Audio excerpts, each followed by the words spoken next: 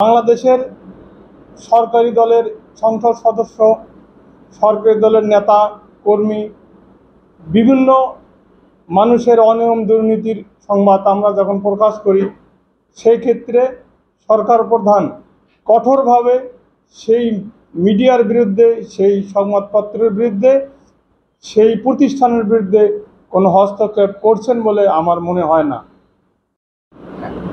বিসমিল্লাহির রহমানির রহিম। আপনাদের মাধ্যমে বগুড়াবাসী এবং বাংলাদেশবাসীকে সাদর সংবর্ধনা জানাচ্ছি, স্বাগত জানাচ্ছি।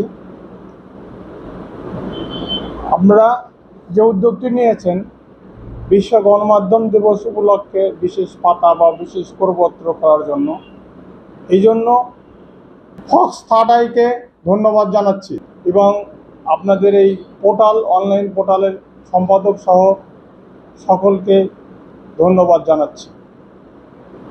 আপনারা জানেন 3 মে বিশ্ব গণমাধ্যম দিবস। এই দিবস উপলক্ষে মুক্ত সাংবাদিকতা, স্বাধীন সাংবাদিকতা যে স্লোগানটি, সংবাদ মানুষের পণ্য, এই পণ্য হিসেবে পাঠকরা সংবাদকে কেনে, আমরা সেই টাকা থেকে আমাদের যারা সংবাদকর্মী আমরা আছি সংসার চালাই। আসলে মুক্ত স্বাধীনতা, মুক্ত সাংবাদিকতা কতটুকু বাংলাদেশের জন্য বর্তমান সরকার করতে পেরেছে সেটি একটু ভাববার বিষয়। আপনারা জানেন আমাদের দেশের প্রতিষ্ঠাতা জাতির জনক বঙ্গবন্ধু শেখ মুজিবুর রহমান, তিনি একজন সংবাদকর্মী ছিলেন।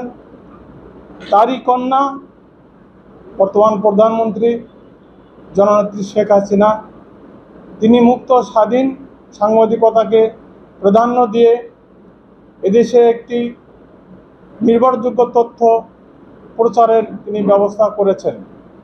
আপনারা জানেন বাংলাদেশের সরকারি দলের সংসদ সদস্য, সরকারি দলের নেতা কর্মী, বিভিন্ন মানুষের অনিয়ম দুর্নীতির সংবাদ আমরা যখন প্রকাশ করি, সেই ক্ষেত্রে সরকার প্রধান কঠোরভাবে সেই মিডিয়ার বিরুদ্ধে, সেই সংবাদপত্রের বিরুদ্ধে, সেই প্রতিষ্ঠানের বিরুদ্ধে কোনো হস্তক্ষেপ করছেন বলে আমার মনে হয় না।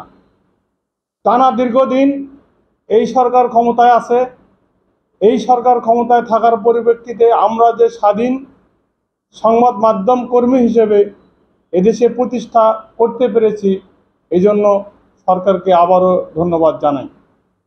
আপনারা জানেন বিগত করোনাকালীন সময়ে বগুড়া সহ সারা দেশের মানুষ যখন কোভিডে আক্রান্ত ছিল, ঘরবন্দি ছিল, তখন আপডেট খবর এই সংবাদকর্মীরাই দিয়েছেন।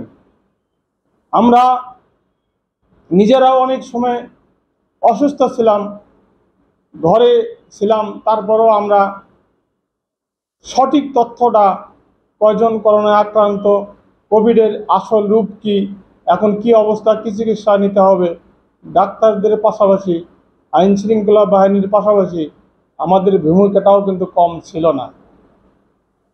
আপনারা জানেন 1991 সালে জাতিসংঘ বিশ্ব গণমাধ্যম দিবস বা গণমাধ্যম মুক্ত দিবস হিসেবে ঘোষণা করে। তারই প্রেক্ষিতে 2021 সালে এই দিবসটি বাংলাদেশের জাতিসংঘের যে ঢাকায় অফিস আছে, সেই অফিসের মাধ্যমে আমাদের দেশে প্রচার করা হয়। আমরা এই দিবস উপলক্ষে আমি বাংলাদেশ প্রতিদিনের সকল পাঠকদের পক্ষ থেকে যে সকল সংবাদকর্মী ইতিপূর্বে আমাদের মাঝ থেকে হারিয়ে গিয়েছেন, তাদের প্রতি সম্মান এবং শ্রদ্ধা জানাচ্ছি। সাথে সাথে মুক্ত সাংবাদিকতার যে ধারা অব্যাহত আছে বাংলাদেশে, এই ধারা আগামী দিনে আরও অব্যাহত থাকবে। আমরা স্বাধীনভাবে সাংবাদিকতা করব, কোনো সন্ত্রাস বা কোনো রক্তচক্ষুর কাছে ভয় না করে আমরা আমাদের সাংবাদিকতাকে বিশ্ব দরবারে সারা বাংলাদেশের পাঠকদের সম্মুখে তুলে ধরব।